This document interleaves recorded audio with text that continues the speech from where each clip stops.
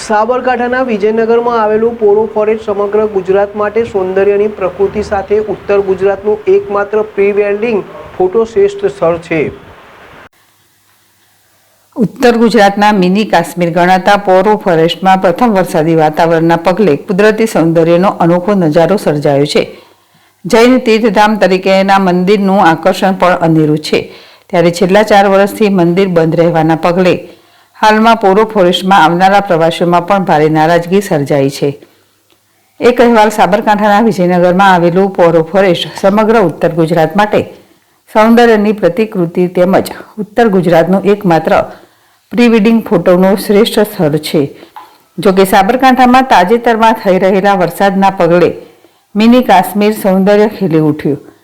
ઠેક ઠેકાણે વહી રહેલા નાના મોટા ઝરણા કે અવિરત વહેતા ઝરણા પ્રવાહથી સમગ્ર વિસ્તાર આહલાદક બની ચૂક્યો છે, જેના પગલે કેટલાક લોકો સૌંદર્યની મજા લેવા પોરો ફોરેસ્ટમાં ઉમટી રહ્યા છે।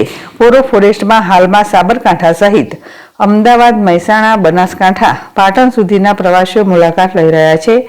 મોટાભાગે હાલના તબક્કે પ્રી વેડિંગ ફોટો શૂટિંગ કરનારા લોકો કરતાં સૌંદર્યની મજા માણવા આવતા લોકોને ઘસારો વધી રહ્યો છે।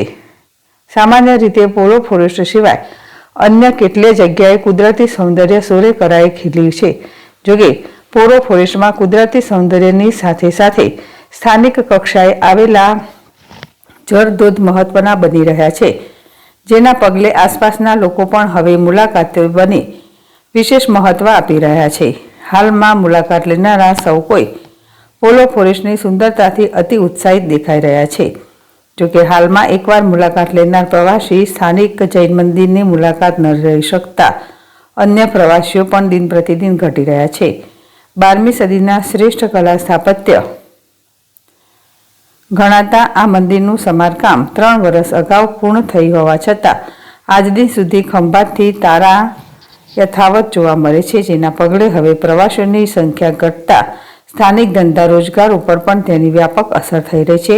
એક તરફ જૈન ધર્મના શ્રેષ્ઠ કલા સ્થાપત્ય ધરાવનાર મંદિરો બંધ હાલતમાં છે, તો બીજી તરફ કેટલાય લોકો તેની મુલાકાત વિના પાછા જઈ રહ્યા છે, જેથી તેઓ રાજ્ય સરકાર પાસે મંદિરના ખંભાતી તારા ખોલાવવા વિશેષ રજૂઆત કરી રહ્યા છે।